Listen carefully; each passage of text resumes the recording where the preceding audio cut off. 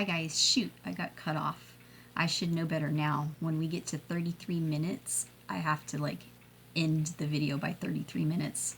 But it cut me off and I was just going to leave it at that. But then I started reading a little bit more of what I was talking about in the last video. So this is kind of part 2 of the video before this. So it says the body mind master. Oh no, wait, I think I read that in the last one.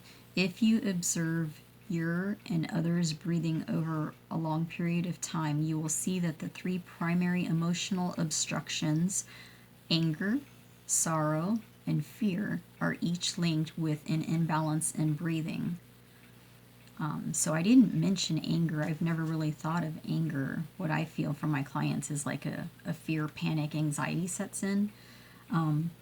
But it says here, anger is reflected by weak inhalation and forceful, exaggerated exhalation, which I've seen that in the gym too. Not necessarily my clients, because yeah, they're not really angry people. But I have seen people in the gym work out and you can tell they're like, you know, it's like they put their anger into the workout, which I don't think there's really anything wrong with that. But what I see a lot of times is the weak inhalation, and that's, to me, the rushing the inhalation, putting more of the emphasis on the exhale, too much emphasis on the exhale, and not enough on the inhale. And sobbing, a physical expression of sorrow, is characterized by spasmodic, fitful inhalation and weak exhalation. I'll have to think about that one. And then fear can result in very little breathing at all. So like I talked about in the last video, I think that's true, because when you're not breathing properly and it's starting to hurt and you start to move away from it, it cuts your breath off. Can you guys feel that? Because it's changing your core. So when you're straight and your body's in a line, your breath is going to flow. When you start to move back, it cuts your body in two and it cuts your breath off. So if you can't breathe deep, you're going to lose your strength and your power. So that makes sense to me. Fear. So, you know, if you think about it, you can relate this to life too. Things in life make you fearful sometimes, like what's going on in the world today. You know, that fear sets in, and it makes you, because you want to move away from it. You don't want to face it. You don't want to look at it. You're afraid. It changes your breathing. It cuts you in two. And in a sense, when you do that, you're not getting the full air and oxygen throughout your body that is very healing. So when you're doing that, you're cutting your breath off here. You know, and it's like when you confront that fear and you move into it, it automatically makes you breathe. You have your air back, and the air and the oxygen that you're breathing deep in your body, I think, is very healing.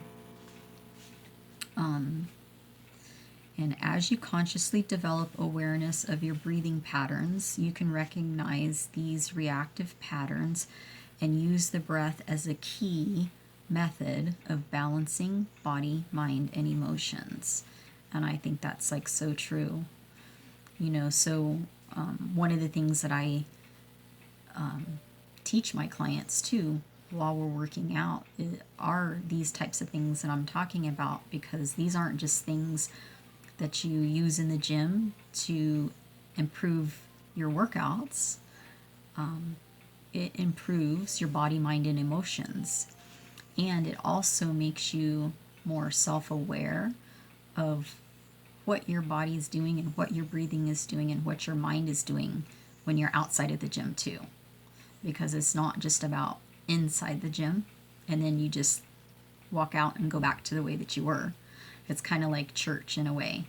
You know, it's like I've seen a lot of people that they go to church on Sunday, and as soon as they walk out the door, it's like they don't really have a personal relationship with God and Jesus and the Holy Spirit. They, they got their Sunday message, and then, it's gone. That's it. Church, isn't again for another week. It's about like having that personal relationship with God, Jesus, and the Holy Spirit. And it's about having a relationship with yourself and your body and your mind and your breathing outside of the gym. It's not just when you come to work out in the gym, where you get in touch with that and then you leave and it's like you go back to, okay, well, I have to do this, this, and this. It's about, to me, it's about when you get that feeling, when you're done and you feel really good, it's how long can I keep this feeling when I leave the gym? Because you're going to come across things that are going to push your buttons, which there we go with the emotions, right? It gets those emotions going and you're like, ah. But one good thing about working out, if you get yourself to a place where you're balanced and centered when you leave, when you walk outside of the gym, you see the difference easier from feeling balanced and feeling centered and feeling good and feeling positive. It's like the first little thing that comes about that's not in that state that starts to take you out of that state. It's like, nope, I'm going to make sure I'm breathing. Because usually those things that start to take you out of that state is something that will maybe make you hold your breath or make you breathe faster. It might charge you, gets those emotions going, so you get all this energy and you start almost like inhaling too much and you're not exhaling, to keep the charge from going too far. So it's like you can control those kind of things with just the way that you breathe when you're outside of the gym. So an inhale will charge you, and just like what I talked about in the last video is, let's see, you're inspiring yourself. It's like when you learning to breathe with full feeling gives you the ability to inspire yourself. So if you need to inspire yourself, all you have to do is inhale. And to me, it's like I see that as like filling up with Holy Spirit. I'm charged. I'm energized. I'm inspiring myself. I feel good. It gives you energy when you get that inhale. Just like what I talked about with working out. You don't want to rush the inhale. The inhale is very important. That's your inspiration to get ready to explode and exhale on that next rep, especially the farther you get into a set, or especially the heavier you train. They're both important. The positive and the negative work together. And I think it's about balancing. And what came to me probably a couple months ago or so, I was out with the horses and I was like, I was off and I couldn't figure out really what to do to like get myself back. I'm like, why am I feeling this way? And I like sat down and the words came to my mind: breathe to balance. Breathe to balance. BTB. Breathe to balance. BTB.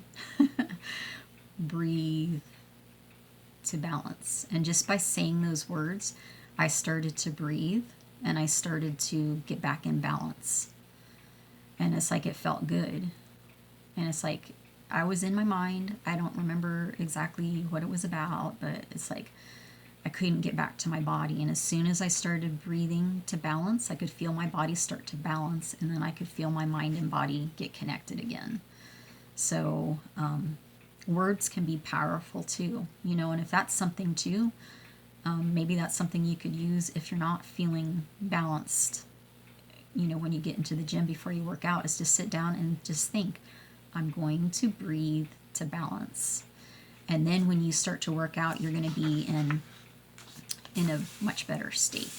So anyway, I don't want to make this too long. I'm going to go ahead and end it on that. If you like both of these videos, please give them a thumbs up. I love talking about the breath and where your energy is in your body, and just body awareness, self-awareness. Yeah, I love those kind of things. So anyway, yeah, I might come on later or tomorrow, but I want to do another video on natural breathing. So that's what this is. When you're breathing to balance, you're actually, you get in touch with your natural breathing. And that's what we want to get to. So it's not necessarily breathing a certain way. You know, I have to exhale for 4 and inhale for 2 or vice versa. It's not about counting, because counting puts you in your head, I think. It's about doing it naturally from feel. So maybe we'll get into that in another video, but for now I'm going to say bye. I hope you guys are staying safe and healthy and positive, and I'll see you in another video. Okay, bye bye. Have a great day.